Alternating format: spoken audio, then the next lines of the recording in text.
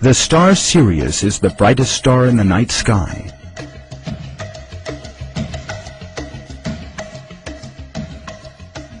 Astronomers have calculated its distance from us at being 8.5 light-years. It was noted only in very recent times, thanks to modern telescopes, that Sirius moves together with another star, much smaller than itself and invisible to the naked eye. Scientists call this two-star system Sirius A and Sirius B.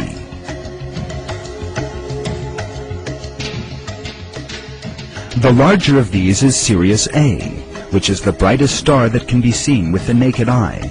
Its mass is 3 times that of the Sun, and it is 10 times brighter than it. Sirius B, on the other hand, is a white dwarf star. It cannot be seen with the naked eye. It possesses approximately the same mass as the Sun, although since its diameter is only 4 times that of the Earth, it is very much more dense.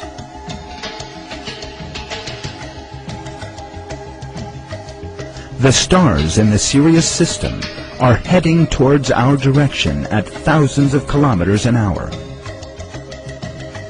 The duration of the rising of Sirius on Earth's horizon is exactly the same as our solar year. In other words, 365 days and 6 hours. Because they had discovered this interesting common feature in the star Sirius and the solar system, the ancient Egyptians declared the day when Sirius first appeared on the horizon to be the first day of their calendar year. Because of such characteristics, the star Sirius became a focus of interest for a great many ancient civilizations. It was believed that this star possessed various powers, and some people... Ancient Egyptians consulted the heavens to tell them when to plant and when to harvest. Every star possessed a sacred meaning.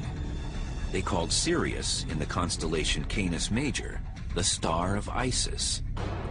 Sirius's appearance before dawn during the summer solstice forecasted the annual rise of the Nile River. Other constellations, like Orion, might have had a certain architectural significance. Egyptologists have often asked the question, why did the ancient Egyptians build 3 great pyramids that are slightly misaligned? Did they have bad ruler sticks thousands of years ago? The 3 pyramids seem to be aligned to the 3 constellation stars of Orion. What does this alignment mean? Was it a coincidence, or were the pyramids intentionally engineered this way? The pyramids of Giza seduce us with archaeological mystery and historical intrigue. Some scientists think the pyramids have a certain astronomical importance. It has been claimed that the layout of the 3 major pyramids on the Giza Plateau, including the Great Pyramid, are set on the ground to mimic the 3 stars in Orion's belt. It's one of my favorite connections between events on Earth and events in the sky. But the ancient Egyptians didn't see a hunter in Orion like we do. They saw Osiris, god of rebirth. Some speculate that air shafts within the Great Pyramids were specifically designed to catapult the souls of pharaohs to the heavens. In those pyramids, we have 2 different shafts. And those shafts, one points north, one points south.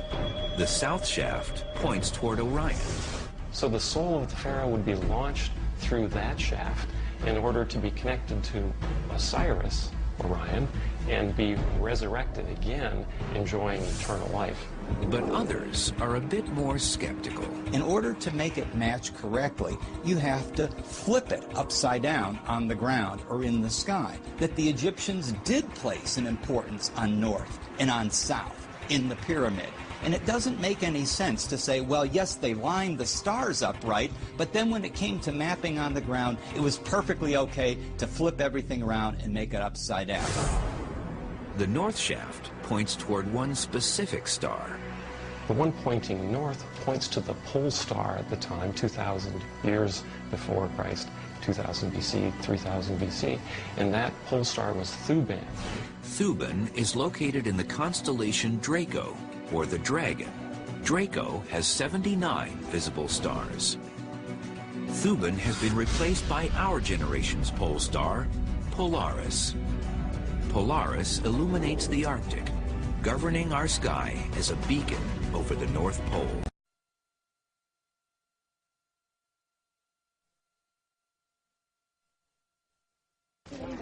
Restore what? Now you can see all three pyramids. Now on the further back is the pyramid of Khufu, Khafra, and Menkaure.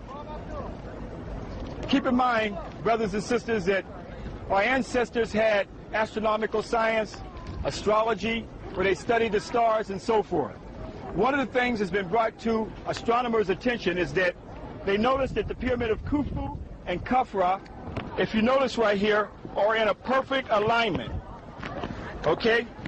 It's a perfect alignment. But the question is that why would such a perfect alignment and perfect structure where they built the small pyramid of Menkaure off course? Can you see it off course? Yeah. But what they found, though, is that our ancestors were building the pyramids in alignment with the stars, that they were in rhythm with the astrology and the astronomical science of the universe, science of astrology or the study of the stars. And what they found is that the star system Orion was the star system of Osiris. Remember, the king wants to become one with Osiris. So by aligning the pyramid of Khufu, Khafra, and Menkaure with Orion, and that's why they built the pyramid of Menkaure slightly over and not in alignment, because the pyramids were built off the alignment of the star system Orion. The star system Sirius was Isis. So our ancestors, in essence, were building heaven on earth. They were taking the science of the stars and building the pyramids exactly as they saw the heavenly body, or the cosmological universe. Figure out why Menkaure's pyramid was not in a perfect alignment, but it fits with the alignment of the star system Orion.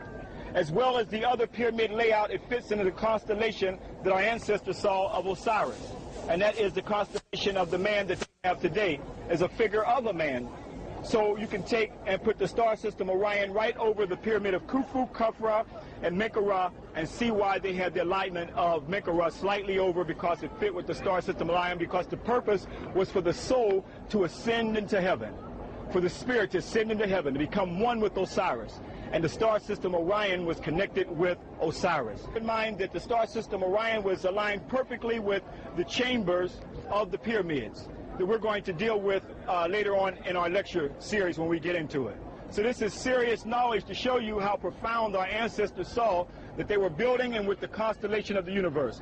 Tomorrow when you go into Saqqara, you're also going to see the pyramid of Unas, showing the first concept of ascension into heaven. Long before there was Christianity, long before there were little white angels with wings under, that we get a concept that we're going to go to heaven, Unas already had the concept of ascension into heaven, or a spirit going into heaven, known as astrotheology.